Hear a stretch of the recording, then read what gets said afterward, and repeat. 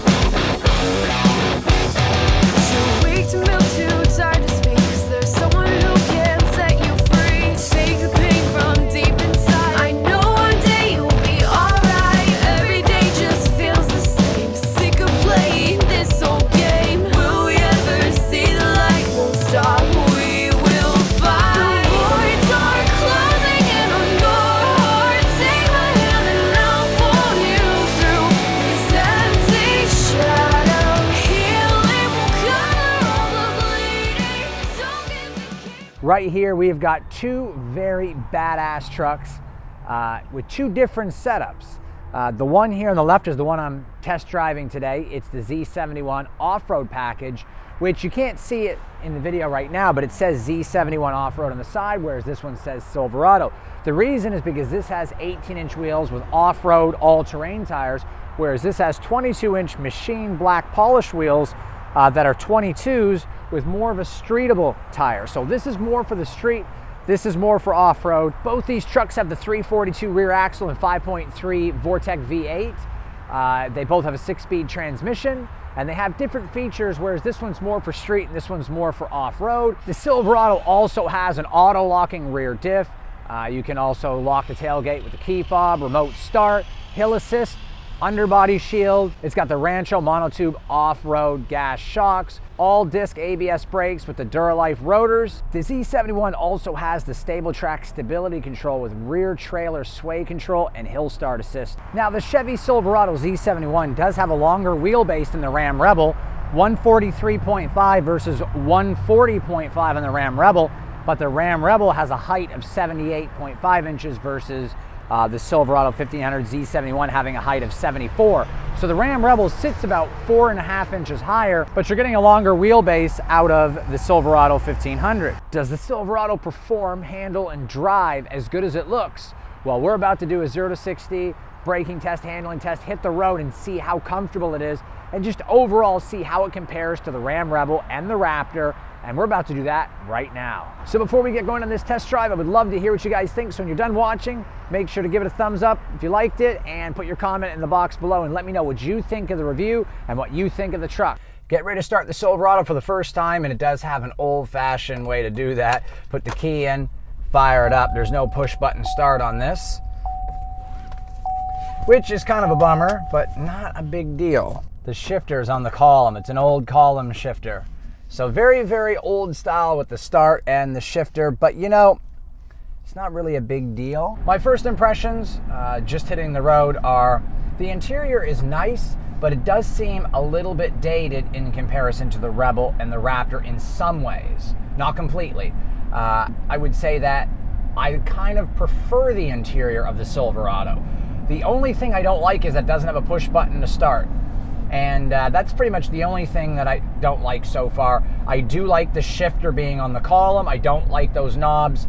I either like the shifter in the middle or the one on the column. It doesn't matter if the shifter's on the console, the floor, or the column. I'm fine with that. I don't like rotary dials, but I will tell you that that is perfectly fine with me. The interior is nice. The leather doesn't feel as good as the Ram Rebel does, but the seats are more comfortable. So I guess that's a trade-off there. I'd rather have comfort. One thing I do notice about this truck, though, is that the gauges are much better fitting for the truck. I like the gauges on the Silverado better than the Rebel. There's nothing super special about them. They just work. Everything is easily legible on the dashboard. Then you have the center piece right in between the tach and the speedometer, which is a digital display, which is friggin' awesome. I do expect this to be faster than the Ram Rebel, as this truck is about 100 to 200 pounds lighter. It does pull pretty nice. It's nice and smooth. In my opinion, I think the Silverado is the nicest looking truck on the exterior.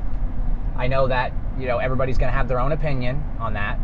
I like the Silverado. I really do. I would get it in a Duramax, but I'm about to turn a really sharp corner up here and see how it handles around the corner. The only thing I don't like about the interior styling is the steering wheel. The Rebel and the Raptor both had better steering wheels. It's really skinny to hold on to. That's not really a deal breaker for me at all. But I do prefer the steering wheel in the Ram Rebel and the Raptor. Exterior design of this truck is by far the best in my opinion. I love the Silverado or the Sierra. Here we're going for a turn-in at 50 miles an hour. There's more lateral body roll than the Rebel, a little bit. But it doesn't seem like it's going to break away. I say it's close to being on par with the Rebel, but the thing is the Rebel has the Bilstein shocks, which are much stiffer, which are going to help it corner better. This has got a softer ride. This definitely rides better than the Rebel or the Raptor. It's a much better ride than the Raptor for sure. So the center console, you got lots of room here. 3 cup holders. It folds back. You can put a third person up front. Very old-fashioned setup on the bench to fit 3 people, 3 in the back. So you can get 6 in here versus the Raptor and Rebel only getting 5. If you want to go off-road, this does have 4x4. And I just love the positioning of where the 4x4 is. It's right above the headlights. Makes it really easy to switch over. Into the turn, here we go again at 55 miles an hour. It does have some lateral roll to it, but it does not feel hazardous or scary in any way. The truck does maintain its composure in the turns. We're doing 35 around a very sharp 180-degree turn. For driving on the road, the Silverado is the most comfortable between the Ram Rebel. Even with the off-road tires, it's the most comfortable between the Rebel and the Raptor. Oh yeah, this has got some nice grunt to it. I like how it picks up in the mid-range. Right about now, 3,000 RPM, and you feel like a king of the road when you're in this truck. So here we go, traction control is off. Get ready to do a 0-60, here we go. Traction control is off.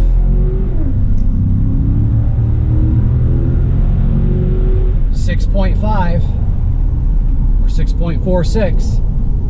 So this thing really does launch really well. That actually makes this truck faster than the Rebel. So now with the available 6.2 option for this truck, that would probably break this into the high 5s, low 6s easily.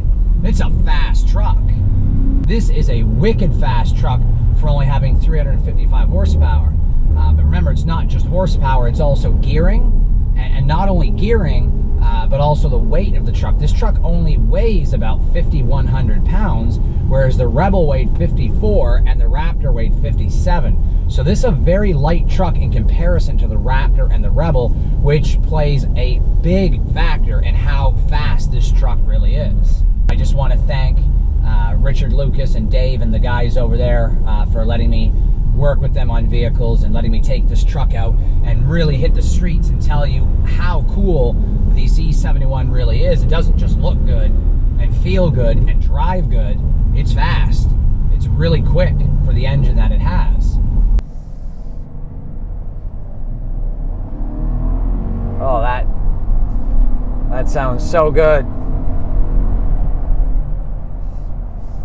Just an awesome sounding exhaust system. The engine screams, putting it down. This truck will definitely move. Soft enough to give you a comfortable ride, just stiff enough to handle great. Beautiful balance on the Z71. And when I launched with 2-wheel drive earlier and did a burnout, the rear end didn't hop at all. There was very little hop. So the suspension in the rear of this truck is really good. So right here, you press the right button on the directional pad with your right thumb and then hit OK. to go to info. That'll give you your speed limit as well as the current speed digitally, which is really cool. I like that because this way you know what the speed limit is on the road you're driving on.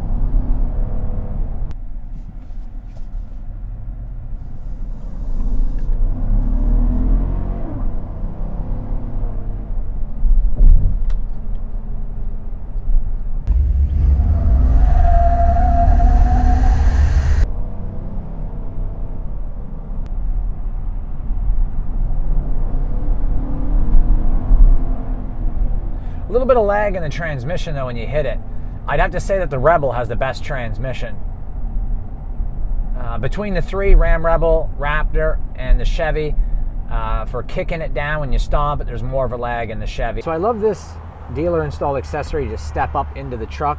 It's awesome. So I think the interior is better than the Ram Rebel or the Raptor. I just wish the console was bigger. Instead of having a third person up here, could have more accessories and the shifter in the center, but no big deal that it's on the column.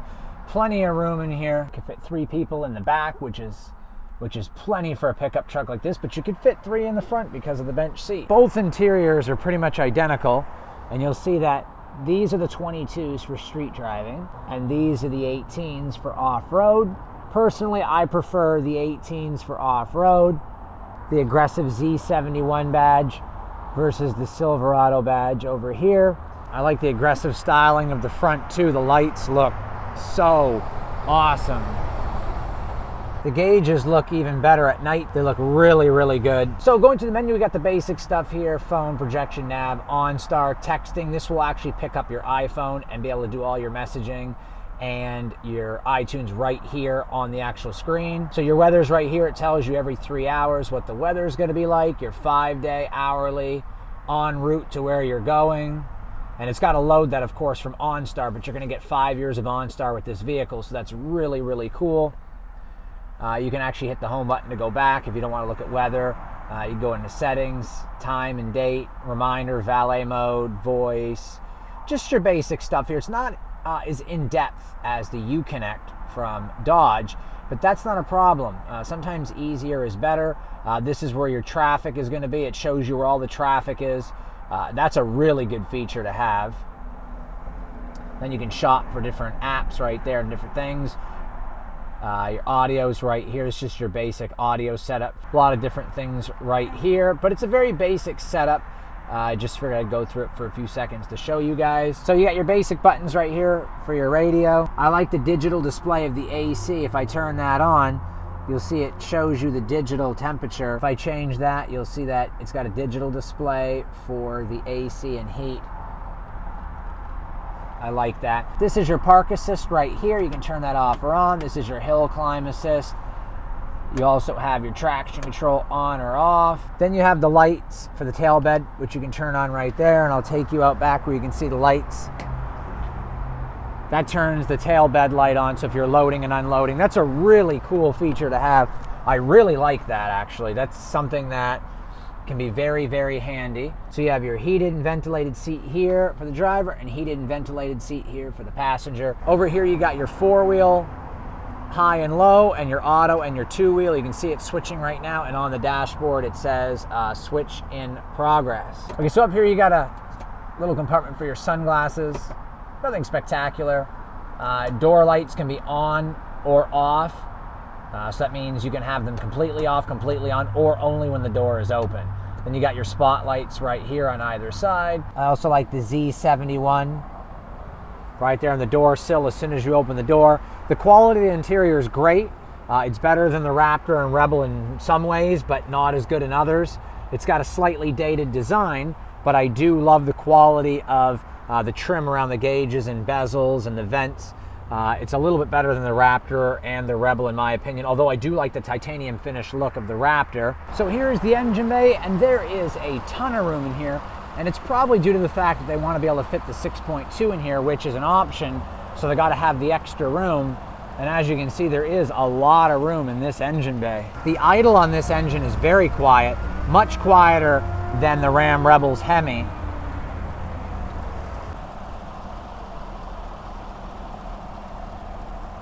So with the 5.3 liter Vortec, you're going to get 355 horsepower, 383 foot-pound of torque, which is plenty on the streets. makes the Silverado Z71 an amazing truck to own. I loved every minute of it.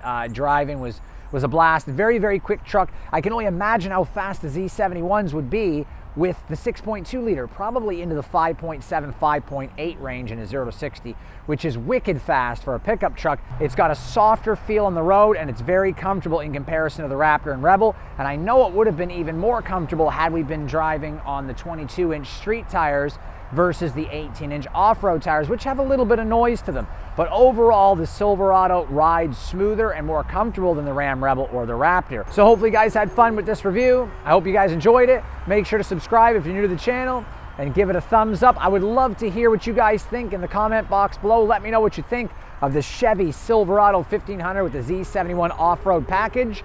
And until the next video, I'm Corey with Driveway Demons. Remember, have fun and be safe.